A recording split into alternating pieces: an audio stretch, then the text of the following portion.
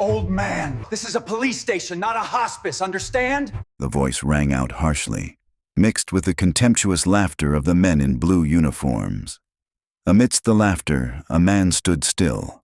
Plaid shirt, faded jeans, worn-out sneakers. No one knew where he came from, but his calm gaze made the room suddenly feel gloomy, as if everything was being examined. An August morning in Blue Ridge, a small town nestled among the rolling hills of North Carolina, was heavy with heat and humidity. Inside the old police headquarters, the stale scent of cheap coffee mixed with the coarse laughter of men who thought authority gave them ownership over others. A silver-gray pickup truck pulled up in front of the red brick building, the Blue Ridge Police Department. The door opened and a black man stepped out. Plaid shirt, faded jeans, worn sneakers. No one would have guessed he was the new police chief, Richard Nelson, appointed less than a week ago. He wore no badge, brought no escort, and no one recognized the face that had appeared in the state papers. That was precisely how he wanted it. Richard believed that only by walking into a place as an invisible man could you truly see what it was made of. He took a deep breath, eyes scanning the front steps. A few officers stood outside laughing loudly. One slapped another on the shoulder, chewing gum and swearing between bites. Across the lot, a small group smoked beneath the department's slogan painted on a weathered sign. "Serve and protect." The words hung there like a joke that everyone had long stopped believing in. A dull ache rippled through Richard's chest. He'd heard the rumors about Blue Ridge's culture, complaints buried in silence, racist jokes passed off as humor, and the quiet complicity of those who knew better but said nothing. "To know how rotten a house is," he had once told his wife, "you've got to walk inside before they have time to sweep the floors." Adjusting the brim of his cap, Richard crossed the parking lot toward a side door. Inside, the hallway reeked of stale coffee, sweat, and damp paper. The fax machine buzzed, phones rang without pause. Groups of officers gathered around desks, chatting about baseball, last night's drug bust, tossing crude jokes back and forth. No one looked up as the stranger passed. Richard walked slowly, as if through a maze full of unseen eyes. Then a sharp voice cut through the noise. "Hey, you there!" It was rough, commanding, more of an order than a question. Richard turned. A white man in his 40s, broad-shouldered with a military haircut, was striding toward him. The badge on his chest gleamed under the flickering lights. Officer Daniels. Behind him, 3 or 4 other officers leaned against the wall, coffee cups in hand, curiosity flickering in their eyes. "What are you doing here?" Daniels asked, his mouth curling into a smirk. "This isn't a place for drifters." Richard kept his composure. He opened his mouth to speak, but Daniels cut him off. "Or maybe you're here looking for a job," he sneered, glancing around. "Didn't they teach folks from the projects how to dress properly?" A few laughs erupted. Richard felt his throat tighten, but he stayed silent. He wanted to see just how far they'd go. He began. But Daniels stepped closer, voice rising. "I said get out! You hear me? We don't need your kind here." Laughter rippled through the hallway. Louder now. One young officer laughed so hard he spilled his coffee, but no one cared. Then suddenly, splack! A wet sound, sharp and ugly. Something warm hit Richard's face. Everything froze. The laughter, the ringing phones, even the air seemed to hold its breath. A thin line of spit slid slowly down his cheek. Daniels stood before him, eyes gleaming with satisfaction. "Now you understand, don't you, friend? Around here, we decide who's got the power." A few officers chuckled. One called out, "Show him his place, Dan." Richard's hands clenched, but he remained still. He reached into his pocket, took out a handkerchief, and wiped his face. Every motion deliberate, calm, precise. When he spoke, his voice was low but carried through the room. "Is this how you treat everyone who walks through that door?" Daniel squinted, grin widening. "Only the ones who don't belong." Laughter again. Richard said nothing this time. He looked at Daniels for a brief moment, then turned and walked away. As he moved down the corridor, every step echoed, not from fear, but from restraint. Then, from the ceiling speakers, a voice boomed through the intercom. "All personnel to the main conference room to welcome the new chief of police. Repeat, all personnel to the main conference room." Richard stopped. He wiped the last trace of spit from his cheek and drew a long breath. It was time for the masks to fall. The main conference room of the Blue Ridge Police Department was a plain, rectangular box. White-painted walls, low ceiling, and pale green fluorescent lights that hummed faintly overhead. Framed portraits of former police chiefs lined the wall, all white men, each wearing the same stiff posture and awkward smile. Officers began to gather, dragging plastic chairs that screeched against the floor, their chatter and laughter mixing with the bitter aroma of cheap coffee. In the corner, Officer Daniels leaned casually against the wall, still wearing the smug look of a man proud of his morning entertainment. One colleague whispered, "Hey, who was that guy earlier?" Daniels shrugged, smirking. "Hell if I know. Probably some homeless guy wandered in. I told him to get lost. He's probably halfway down the block by now." The group burst into laughter. At the front, Captain Harris, a heavy-set man in his 60s with a deep, rasping voice, clapped his hands for order. All right. Quiet down, everyone. This is an important meeting." The noise gradually faded. "As you all know, Chief Caldwell retired last month," Harris continued. "Starting today, we have his replacement, a seasoned officer who's led major investigations in Charlotte and Atlanta. I expect he'll bring a new kind of leadership to Blue Ridge." Daniels muttered to a colleague, rolling his eyes. "Yeah, right. Another desk jockey and a shiny badge." Captain Harris went on. "And now, please welcome Chief Richard Nelson." The room went still, as if someone had drained the air out of it. From the side door, a man in a plaid shirt and faded jeans stepped in, his slow, steady footsteps echoing against the tile floor. The fluorescent light fell across his dark, weathered face, and Daniels froze. The smirk disappeared, replaced by wide-eyed panic. A bead of sweat rolled down his temple. The man he had spat on that morning was now walking toward the podium, the one emblazoned with Blue Ridge Police Department, serving with honor. Richard set a folder on the lectern and surveyed the room. The silence was suffocating. "Good morning," he began, voice calm but resonant. "My name is Richard Nelson. As of today, I am your chief of police." A chair clattered somewhere in the back. Someone stood up too fast. Daniels had gone pale as paper. No one else dared speak. Only the hum of the air conditioner and the pounding of hearts filled the space. Richard paused, letting the truth sink in like a cold wind. "This morning, I came here without my uniform," he said evenly. "I wanted to see how Blue Ridge operates when no one's watching." His eyes swept across the room and stopped squarely on Daniels. "And what I saw," he continued, "was impressive." A nervous murmur rippled through the crowd. Daniels dropped his gaze, his jaw tightening, but Richard took a step closer. "I heard the laughter. I saw the way you spoke, the way you treated a stranger. And I saw one of you, a sworn officer of Blue Ridge, spit in another man's face because he looked like he didn't belong." The silence deepened until the ticking of the wall clock felt deafening. Richard's voice dropped lower, sharper.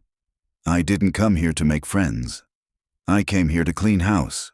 His gaze moved slowly from one face to another. Some confused, some afraid, others trying to mask their guilt. "As of today," he said, "the so-called Blue Ridge culture you've been proud of ends." The air grew thick. A young officer in the third row clenched his coffee cup so tightly that the lid popped off. "You may be good at your jobs," Richard went on. "You may be brave out there in the field. But if you don't respect people, every person, then every medal on your chest means nothing." He stepped down from the podium and walked straight toward Daniels. Each step landed like a drumbeat. Daniels bowed his head, his voice trembling. "Sir, I didn't know." "You're right. Richard cut in coldly. You didn't know. Because you didn't care to know. He locked eyes with him. When you spat on me this morning, you didn't just humiliate a man, you disgraced this badge. You turned your oath into ash. Daniels opened his mouth, but no words came. Around him, a few officers exchanged uneasy glances, guilt flickering behind their silence. Richard's tone softened, but his words sliced like steel. And the worst part, he said, was that everyone around you laughed. No one stopped you. No one said a word. He turned, sweeping his gaze across the room. What does that tell me? That the rot here isn't one man. It's a culture, a toxic one. And I promise you, I'll peel it apart layer by layer. No one breathed. The fluorescent lights flickered, casting ghostly shadows across pale faces. Richard returned to the podium. Effective immediately, Officer Daniels is suspended pending internal investigation. A few whispers broke out, only to die instantly under his gaze. And this, he continued, is only the beginning. If anyone thinks this is just a warning, remember, I don't issue warnings twice. He looked around, meeting the eyes of every officer in the room. Respect is not optional. It's the foundation of everything we stand for. If you can't grasp that, there's no place for you in Blue Ridge. He closed his folder, turned, and walked toward the door. No one spoke. No laughter, no polite applause. Only the echo of his footsteps filled the hall, heavy and final, leaving behind a cold, stunned silence that clung to the walls. Daniels stood frozen, eyes on the floor, hands trembling. From that moment on, the Blue Ridge Police Department was never the same again. As Richard stepped out of the conference room, the air behind him felt frozen solid. No one dared to speak above a whisper. Only the slow, weary rotation of the ceiling fan stirred the silence. Daniels was still standing there, his back soaked in sweat, fists clenched so tight his knuckles turned white. His jaw twitched in silent rage.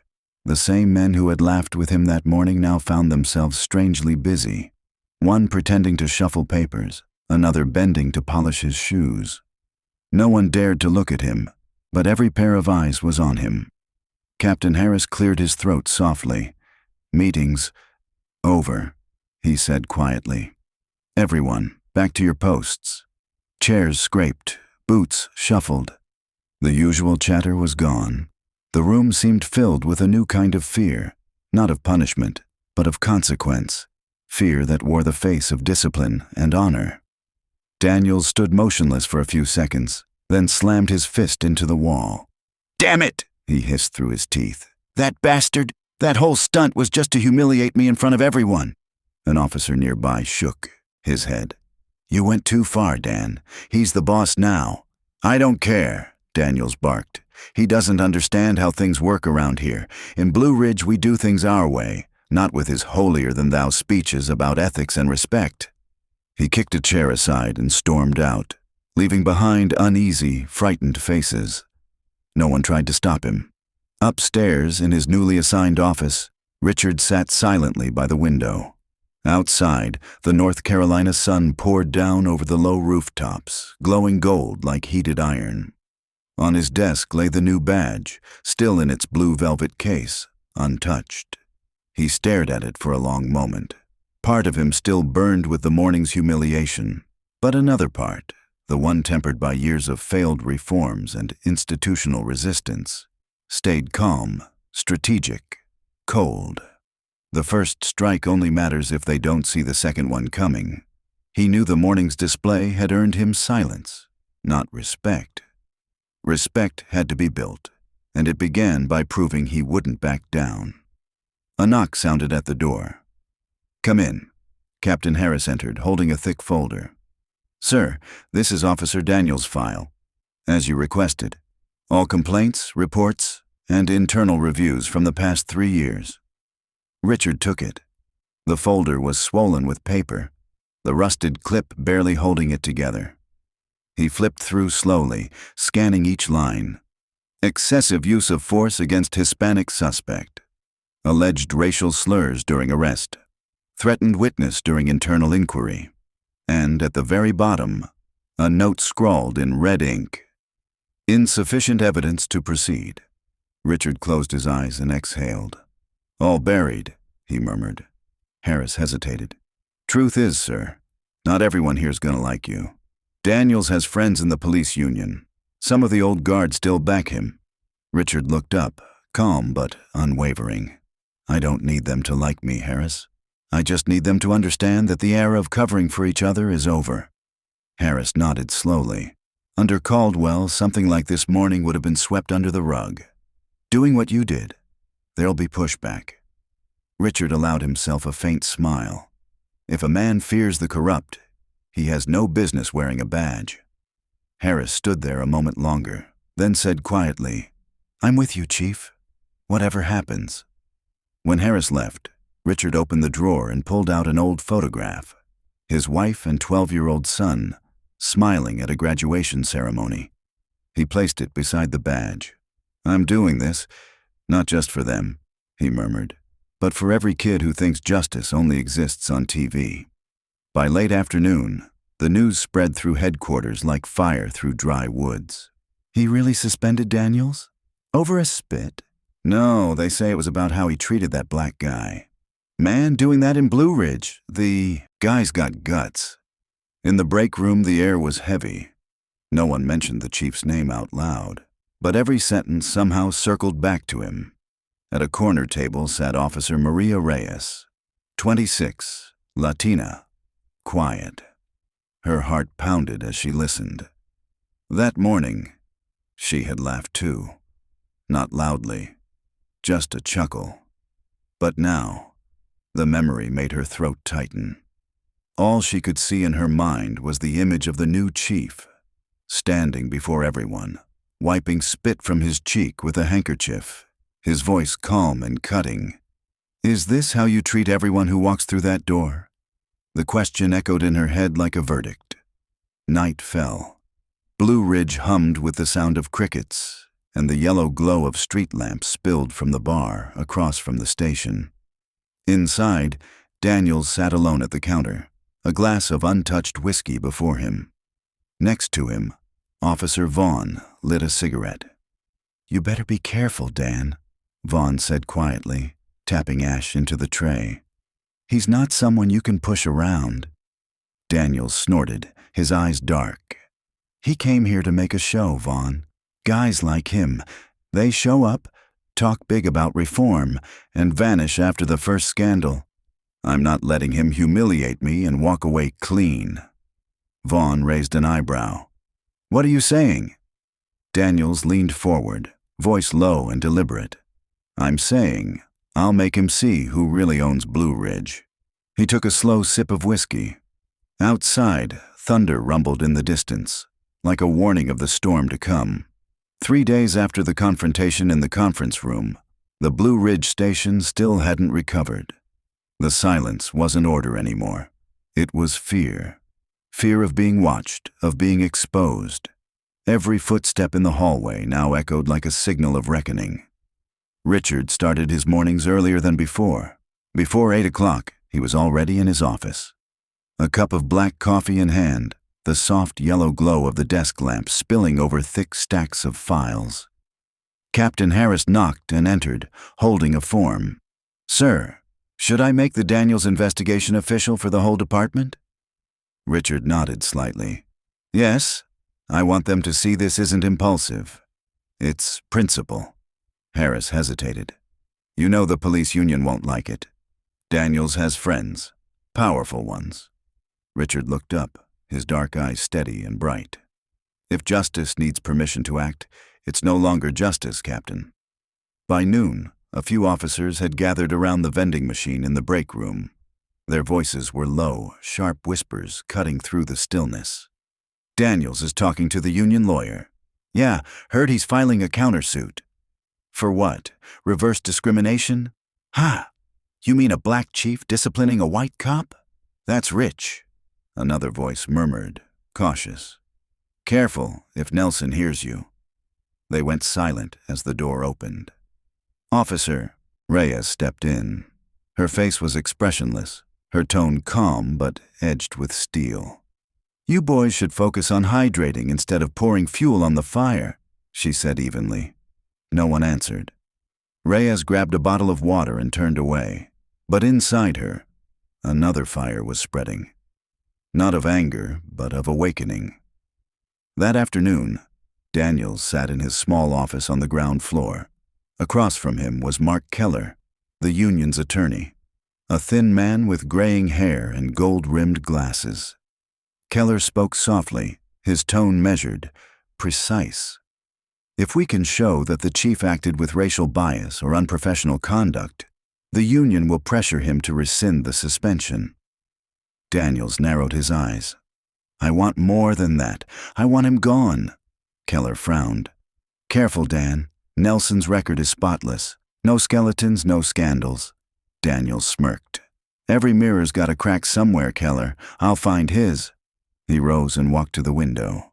Outside, Richard was talking to a few younger officers in the parking lot. They were smiling. Something rare these days. Daniel's jaw tightened.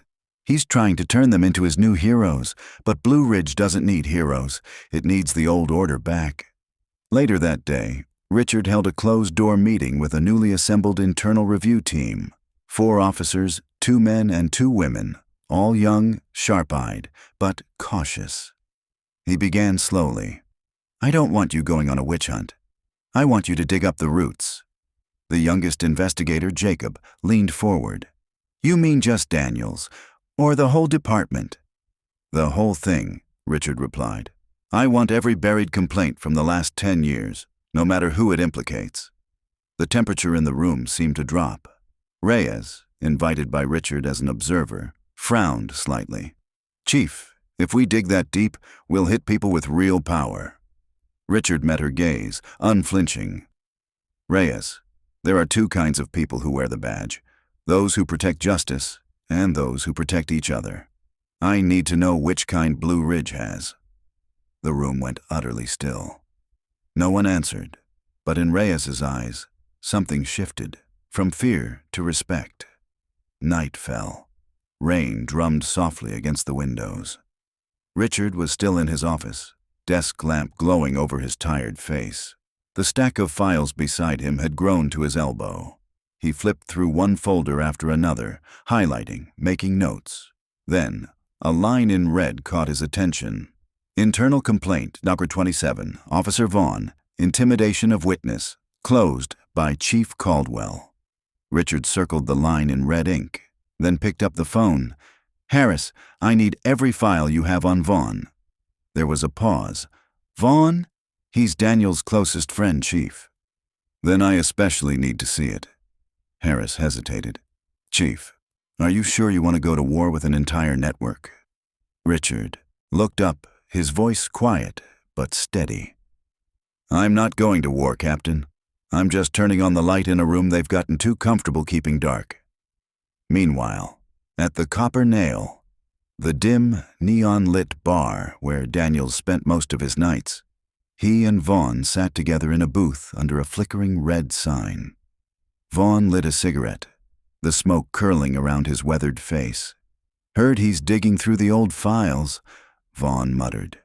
"Good," Daniels said, swirling the whiskey in his glass. "Let's see how far he dares to go." He took a drink, a dry laugh catching in his throat. "If he touches the cases from 2018, he's not just burning me. He's setting the whole damn house on fire." Vaughn exhaled a stream of smoke. "So what's your plan?" Daniel's lips curled into a cold smile. "One false accusation. That's all it takes. A single crack in the mirror of his perfect image." Lightning flashed outside, illuminating his face, half in light, half in shadow, just like his soul. The next morning, Richard opened his inbox to find an anonymous email. "You think you're a hero? You're just your own joke. Watch your back, Chief." No sender. Only an attachment, a photo of his car parked in the lot, a red X spray-painted across the windshield. Richard stared at the screen for a long moment, then shut the laptop. He wasn't angry. He simply knew at last that the battlefield had revealed itself. Rain hammered Blue Ridge for 3 straight days. The red brick building sat under a haze of fog, while inside, a silent war was being waged. Richard emerged from the Internal Affairs office, a thick report in hand, the first findings from his inspection team. Every line on the page felt like a blade slicing through the illusion Blue Ridge had lived behind for years. He knew the deeper they dug, the more rot would rise to the surface. Captain Harris walked beside him, speaking low. "Have you seen the addendum yet? The one about the internal accounts?" "Yes," Richard said quietly. "An unlisted expense for training equipment. No record of what it was." "The signature of approval. It's Vaughn." Richard nodded slowly. Another link in the chain. By noon, Officer Reyes knocked on his office door, a thick envelope in hand. "Chief, I found this in the old archives. Someone tried to delete it." Richard opened the folder. Inside was a 2018 incident report describing a young black man injured during an arrest. The report read, "Suspect self-inflicted wounds while attempting to flee." But the attached photo told another story, a clear boot print pressed into the victim's back. Richard closed his eyes, restraining the anger that flared up. "The signature on the scene confirmation," he murmured. "Daniels." Reyes nodded. "I think he meant to keep all of this buried forever." Richard looked at her, voice low but glimmering with resolve. "There's no darkness that lasts forever, Reyes. Only people too afraid to switch on the light." That night, Richard stayed late. The office was silent except for the rain tapping against the windows and the soft glow of his desk lamp.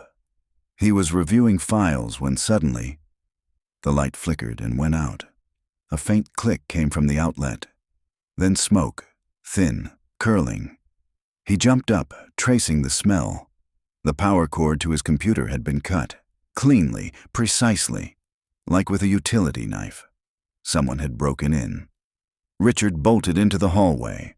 The emergency door at the end was ajar, rain blowing in, papers scattering across the floor. Outside, only tire tracks in the mud. No one in sight. He returned to his desk, heart still pounding. The USB drive containing his investigation data was gone. The next morning, before he could even file a report, Daniels strode into the conference room with Keller, the union lawyer, at his side. That smirk was back, sharp and deliberate.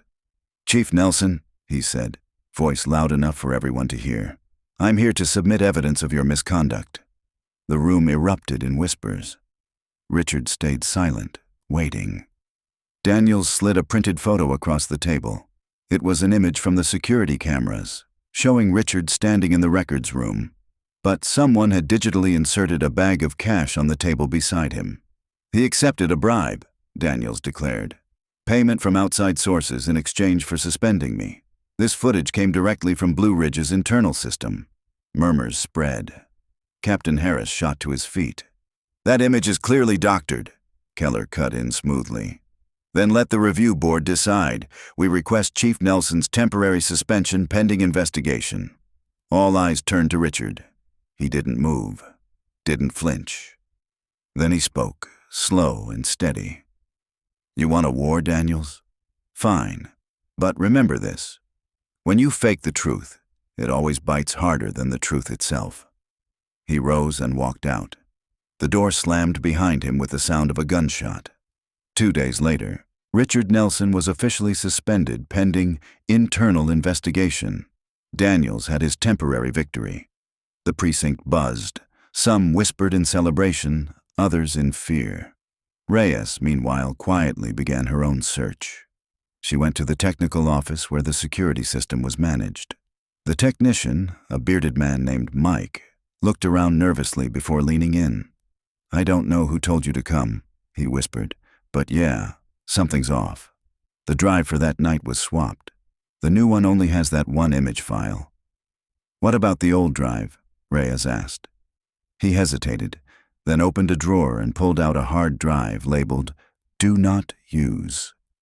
"I kept it, just in case." Reyes's hands trembled slightly as she took it. "Thank you, Mike. This could change everything." That evening, she drove out to Richard's house. A small home tucked at the edge of the pine forest, its porch light glowing softly in the rain. Richard opened the door, startled. "Reyes? At this hour?" She held out the hard drive. "I think you should see this." Richard plugged it into his laptop. The screen flickered. Then the original video began to play. He stood in the records room, alone. No bag of cash anywhere. A few seconds later, the door opened, and Daniels stepped in, placing the bag on the table, glancing around, then leaving. Reyes whispered, voice trembling, "They tried to destroy you, but now we have the real proof." Richard stared at the screen, the light reflecting in his eyes, the light of faith reigniting. The next morning, Richard entered the investigation board's hearing room. When the footage played on the projector, the silence was absolute. Daniels froze. The arrogance drained from his face, replaced by horror. Richard's voice was calm, but it cut like steel. "I don't need anyone to defend me. I only need the truth to be seen." He turned to the board. "This isn't just a forged piece of evidence. It's a symptom of the disease within this department, and if we don't cut it out, it'll kill Blue Ridge from the inside." No one spoke. Daniels stood pale and trembling, backing away slowly as realization dawned. The show was over, and the truth had finally turned its light on him. The story of Blue Ridge isn't about heroes. It's about the thin line between power and character. Because sometimes the strongest person in the room is the one who stands still long enough for others to see themselves reflected in him. Today, the mocking laughter has faded, but the echo of its lesson remains. Respect isn't a privilege. It's a duty, shared by everyone who chooses to serve. And maybe, like Richard Nelson, we all need to ask ourselves, when no one's watching, do we still act as we should? If you believe that real change begins with small acts, with how we treat one another, share your thoughts in the comments below. Have you ever witnessed a Blue Ridge in your own life? Don't forget to like, share, and subscribe for more stories that reach the heart. Stories that remind us that dignity is something no one can take away unless we give it up ourselves.